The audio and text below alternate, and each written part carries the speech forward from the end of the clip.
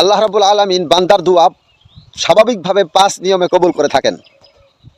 আলহামদুলিল্লাহ। 1 নম্বর হচ্ছে, বান্দা যেই জিনিসের জন্য দোয়া করেছে, যেই সময়ের মধ্যে আশা করেছে, আল্লাহ রাব্বুল আলামিন সাথে সাথে ওই সময়ের মধ্যে ওই জিনিসটা তাকে দিয়ে দিল। এটা তো আমরা সকলে বুঝি আলহামদুলিল্লাহ।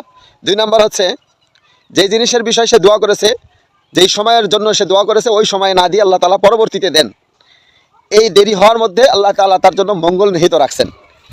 3 নম্বর হচ্ছে, যেই বিষয়ে সে দোয়া করেছে, ওই বিষয়ে আল্লাহ রাব্বুল আলামিন তাকে না দিয়ে আল্লাহ রাব্বুল আলামিন ওই পরিমাণ মঙ্গল আল্লাহ রাব্বুল আলামিন তাকে দান করেছেন।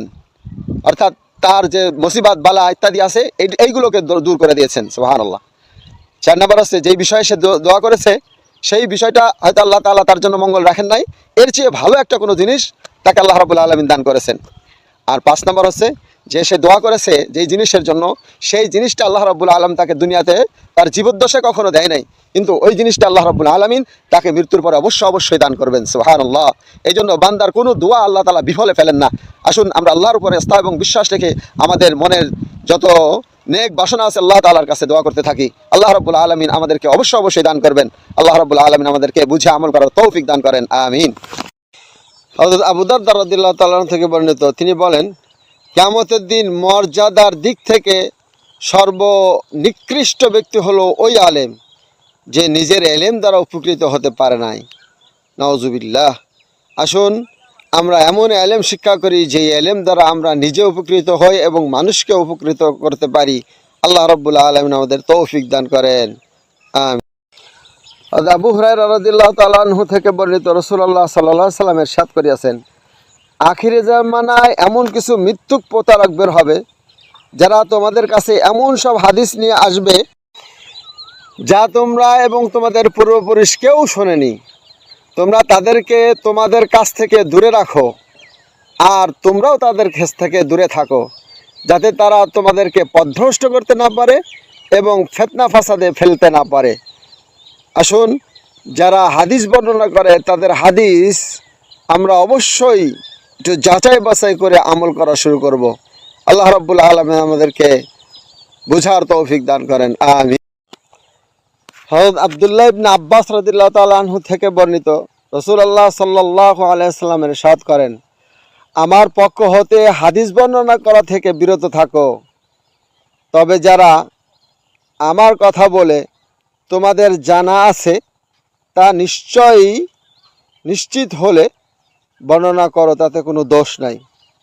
যেই ব্যক্তি ইচ্ছাকৃতভাবে আমার উপর মিথ্যাচার করে, অর্থাৎ মন গড়া হাদিস বর্ণনা করে আর আমি বলেছি বলে চালিয়ে দেয়, সে যেন জাহান্নামে নিজের স্থায়ী ঠিকানা বানিয়ে নিল। নাউজুবিল্লাহ। তাই আসুন আমরা সত্য সঠিক না জানা পর্যন্ত আল্লাহ রসুলের পক্ষ থেকে কোনো হাদিস না বলি। আল্লাহ তাআলা আমাদেরকে বুঝার আমল করার তৌফিক দান করেন। হযরত ইবনে ওমর রাদিয়াল্লাহু তাআলা আনহু থেকে বর্ণিত, রাসূলুল্লাহ সাল্লাল্লাহু আলাইহি ওয়াসাল্লাম বলিয়াছেন, দুআ উপকারী, রহমত এবং ওই সমস্ত বিপদ আপদ যা অবতীর্ণ হয়েছে কিংবা অবতীর্ণ হয়নি। সুতরাং হে আল্লাহর বান্দারা, তোমরা দোয়াকে মজবুতভাবে ধরো, কারণ এই দোয়া দ্বারাই তুমি আপদ ও বিপদ মুসিবত থেকে আল্লাহ তাআলার কাছ থেকে পরিত্রাণ পাইতে পারো। আল্লাহ রাব্বুল আলামিন আমাদেরকে বোঝার ও আমল করার তৌফিক দান করে। হযরত আব্দুল্লাহ বিন আমর রাদিয়াল্লাহু তাআলা থেকে বর্ণিত, রাসূলুল্লাহ সাল্লাল্লাহু আলাইহি ওয়াসাল্লাম ইরশাদ করিয়াছেন, নিশ্চয় আল্লাহ তাআলার বান্দাদের কাছ থেকে ইলমকে এক দফায় ছিনিয়ে নেওয়া হবে না, বরং আলেমদের ইন্তেকালের মাধ্যমে ইলমকে বিলুপ্ত ঘটানো হবে। এমনকি যখন কোনো আলেম অবশিষ্ট থাকবে না, তখন লোকেরা মূর্খদেরকে নিজেদের নেতা, কাজী, বিচারক এবং মুফতি হিসেবে বানিয়ে নিবে। সুতরাং তারা ইলম ছাড়া ফতোয়া দিয়ে নিজেও পথভ্রষ্ট হবে এবং অন্যদেরকেও পথভ্রষ্ট করবে। নাউজুবিল্লাহ। আসসালামু আলাইকুম ওয়া রাহমাতুল্লাহ। প্রিয় বন্ধু, আপনিও হতে পারেন আলেমদের সম্মানে ভূষিত, আপনিও হতে পারেন আলেমদের সম্মানিত। কারণ রাসূল সাল্লাল্লাহু আলাইহি সাল্লাম আমাদের একটি পদ্ধতি শিখাই দিয়েছেন।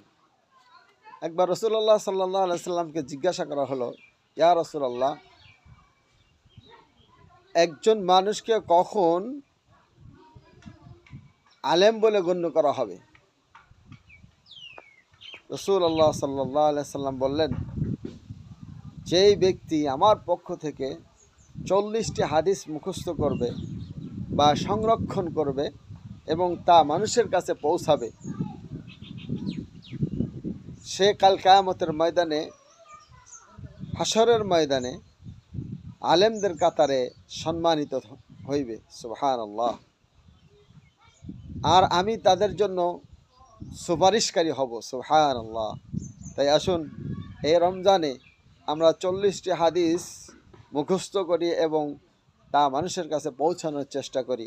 আল্লাহ রাব্বুল আলামিন আমাদেরকে তৌফিক দান করেন। আমিন।